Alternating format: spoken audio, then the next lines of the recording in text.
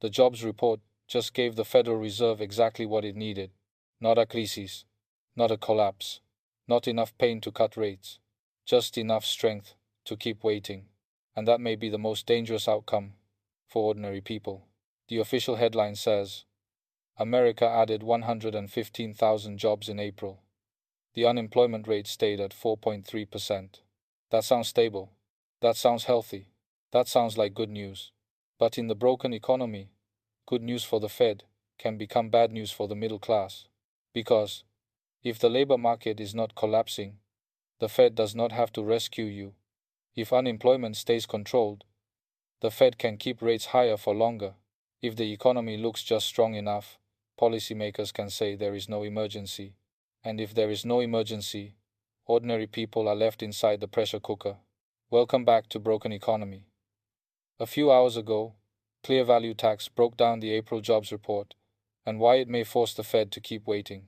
Brian's analysis was calm, data-driven, and clear. The labor market came in stronger than expected. Unemployment stayed at 4.3%.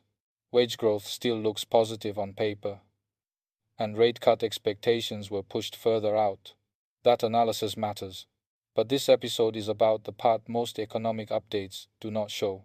What does a not bad enough jobs report mean for ordinary people?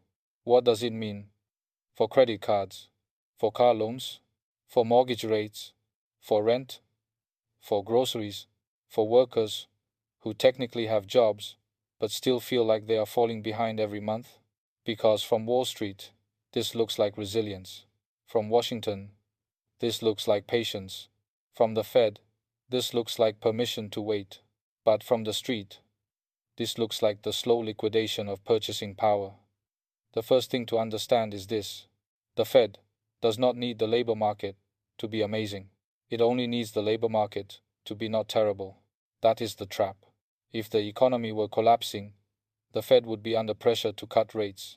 If unemployment were exploding, markets would demand a rescue. If payrolls were crashing, politicians would scream for action. But that is not what this report gave them. This report gave them something much more useful. A labor market that looks stable enough to delay relief. The US added 115,000 jobs in April. That was higher than many forecasts. The unemployment rate stayed at 4.3%. And while the labor market is not as hot as it was in 2022 or 2023, it is not broken enough to force the Fed's hand. That is the key phrase. Not broken enough. In the old economy, stable employment would be clearly good news. But in the current economy, stable employment can become a weapon. Because if people are still working, the system can keep squeezing. If people are still paying, the system can keep charging. If people are still borrowing, the system can keep raising interest. If people are still surviving, the system can pretend everything is fine. This is why the jobs report trap is so dangerous. It does not show up as a crash. It shows up as a delay. A delay in rate cuts. A delay in relief. A delay in lower borrowing costs. A delay in refinancing. A delay in breathing room. And for households already stretched thin, delay is not neutral. Delay is expensive. Every month, rates stay high. Credit card interest keeps eating cash flow. Every month, rates stay high. Car loans stay painful. Every month, rates stay high. Mortgages stay unaffordable. Every month, rates stay high. Small businesses face tighter financing. Every month, rates stay high. Layoffs become a bigger risk for weaker companies. And every month, ordinary people are told to be patient. But patience does not pay the bill. Now let's talk about the wage illusion. On paper, wages are still growing. That sounds positive. But the real question is not whether wages are growing. The real question is whether wages are growing faster than the cost of life. Because a raise does not matter if rent, insurance, groceries, utilities, gas, and debt payments rise faster. This is the difference between nominal income and real purchasing power. Nominal income is what your paycheck says. Real purchasing power is what that paycheck can actually buy. And in the broken economy, those two things are moving in different directions. You may earn more dollars, but each dollar may do less work. That is why so many people feel confused. They look at their income and think, I make more than I used to. Then they look at their life and ask, why do I feel poorer? The answer is purchasing power. The system can give you a raise and still make you poorer if prices, interest, taxes, insurance, and debt costs rise faster. That is the silent harvest. It does not always take your money through one giant event. It takes it through 1,000 small adjustments: a higher grocery receipt, a higher rent renewal, a higher electric bill, a higher insurance premium, a higher credit card minimum payment, a higher car repair, a higher interest rate on everything you need to survive. This is why Brian's point about the Fed waiting is so important. Because the Fed is not looking at your emotional reality. The Fed is looking at data, payrolls, unemployment, wage growth, inflation, financial conditions. And if the data says the labor market is holding together, the Fed has cover to wait. That means your pain has to become visible in the data before the system reacts. But by the time pain becomes visible in the data, many households are already damaged. That is how policy works in a lagging economy. The data waits, the Fed waits, markets wait, but bills do not wait. Credit cards do not wait. Rent does not wait. Insurance does not wait. Groceries do not wait. Car payments do not wait. The household budget experiences the crisis before the official report admits it. Now let's talk about the 4.3% unemployment rate. At first glance, 4.3% sounds good. Historically, it is not high. It does not scream recession. It does not force panic. And that is exactly why it is dangerous. Because 4.3% is high enough for workers to feel less secure, but low enough for the Fed to avoid emergency cuts. It is the uncomfortable middle, not strong enough to make people feel confident, not weak enough to force policy relief. That is the sweet spot of compression. Workers do not have the same bargaining power they had during the labor shortage. But the unemployment rate is not bad enough to trigger rescue. Employers can become more cautious. Hiring can slow. Raises can shrink. Workers can become more afraid to quit. And the Fed can still say, the labor market remains resilient. That is the trap. It is not mass unemployment. It is controlled pressure. A labor market that keeps people working but not winning. A labor market that keeps paychecks coming but does not restore purchasing power. A labor market that keeps the economy technically alive while households feel financially exhausted. This is why the official narrative feels so disconnected. They say the economy added jobs, but people ask, what kind of jobs? What wages? What hours? What benefits? What stability? What cost of living? What debt burden? A job is not the same as security. A paycheck is not the same as progress. Employment is not the same as affordability. And this is where the jobs report becomes misleading for ordinary people. The headline number says jobs were added, but the household asks whether those jobs pay enough to survive. The headline says unemployment is stable, but the worker asks whether they can afford rent. The headline says wages are growing, but the family asks why their savings are shrinking. That is the difference between the labor market and lived reality. Now look at rate cut expectations. After a stronger jobs report, the market has less reason to believe the Fed will cut immediately. That means higher rates stay in the system longer, and high rates do not hit everyone equally. They punish borrowers, credit card borrowers, car buyers, first-time home buyers, small business owners, families trying to refinance, workers whose employers depend on cheap credit. People who already have assets may survive this environment better. They may earn more from cash. They may hold stocks. They may own property. They may have access to better financial tools. But people who need credit to live feel the squeeze directly. This is how high rates divide the economy.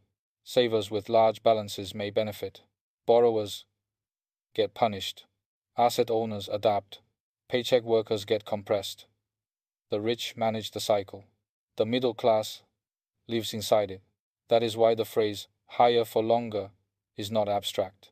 It means your credit card rate stays brutal. It means mortgage affordability stays broken. It means small business lending stays tight. It means car payments stay high. It means the refinancing door stays closed. It means the debt economy stays under pressure.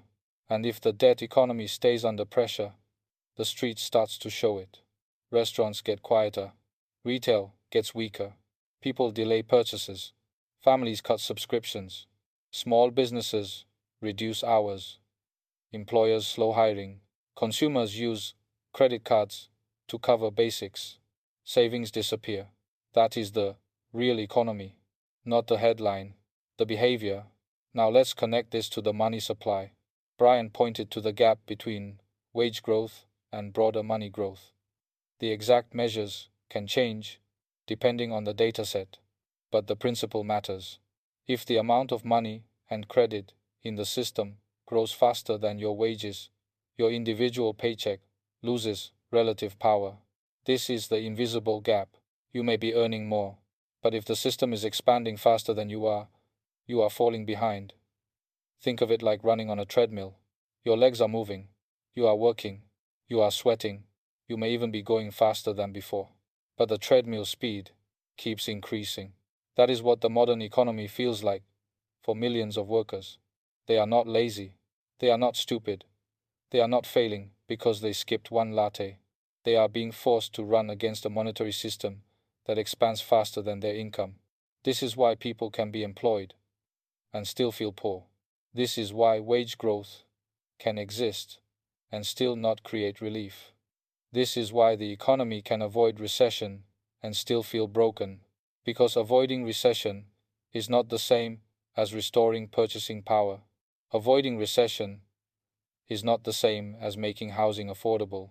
Avoiding recession is not the same as making debt manageable. Avoiding recession is not the same as giving people a future. The system only needs enough employment to keep people paying, but ordinary people need enough purchasing power to build a life. Those are two different goals. Now let's talk about the Fed's cold patience. The Fed wants inflation lower. It wants the labor market to cool without collapsing. It wants growth to slow without breaking.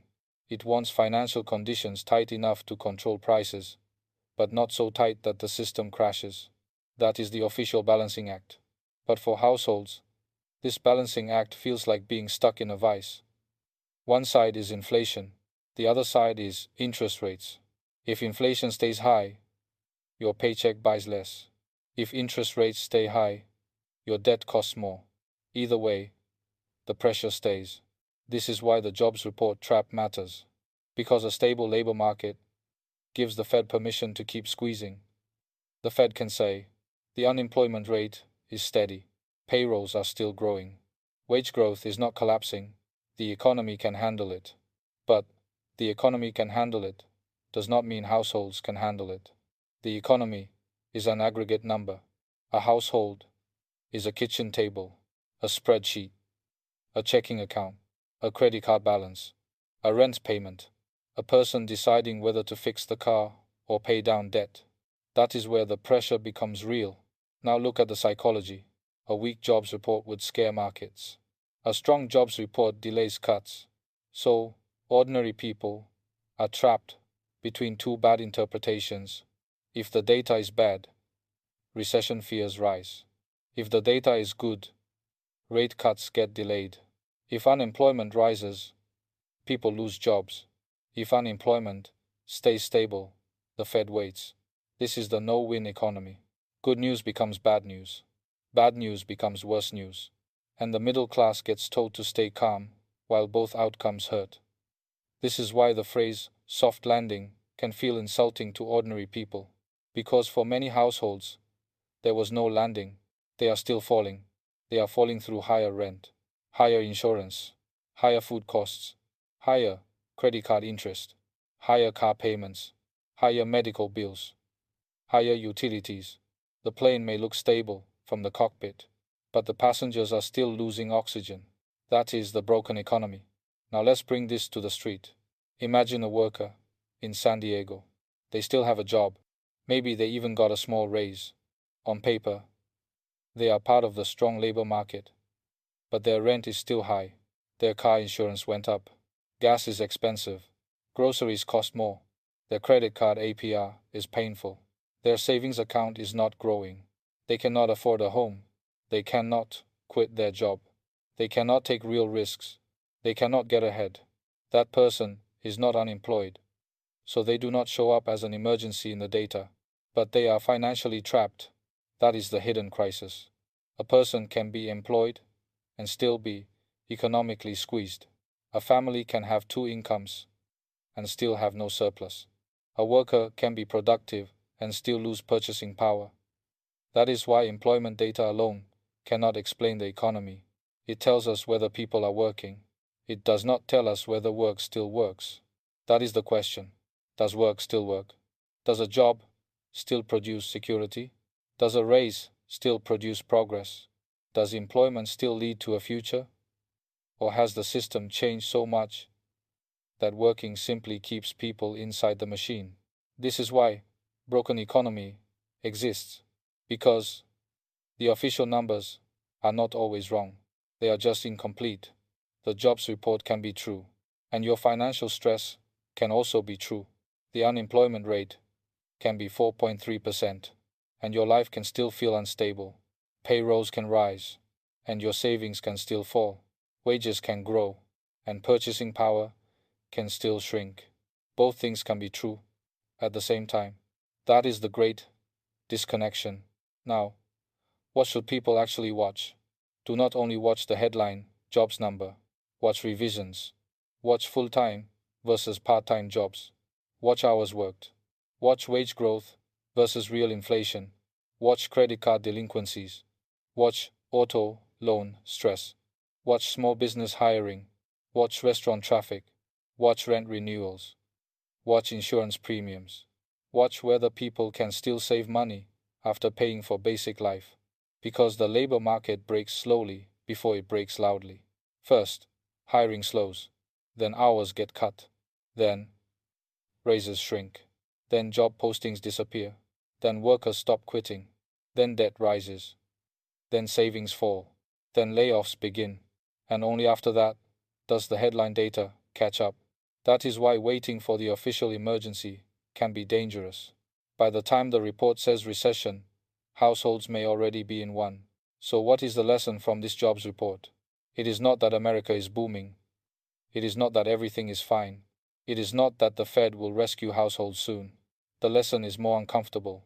The economy may be just strong enough to keep the Fed waiting, and just weak enough to keep ordinary people struggling. That is the trap. Strong enough for no cuts, weak enough for no comfort, stable enough for policymakers, painful enough for households. That is the jobs report trap. ClearValue Tax explained why the Fed has a reason to wait. Broken economy is showing who pays for that waiting. Because every delayed rate cut has a cost. Every month of high rates has a cost. Every month of shrinking purchasing power has a cost. And the people paying that cost are usually not the ones celebrating the headline data. Go to the comments and tell us what you are seeing in your city. Are people still getting jobs? Are those jobs actually enough to survive? Are restaurants getting quieter? Are credit cards replacing savings? Are families working more but saving less? Are people waiting for rate cuts that never seem to arrive? Because the headline says the labor market is stable, but the street may be telling a different story. Subscribe to Broken Economy for more clear breakdowns of finance, technology, and the real economy behind everyday life. Stay awake. The jobs report may look strong, but strength without relief is still a trap.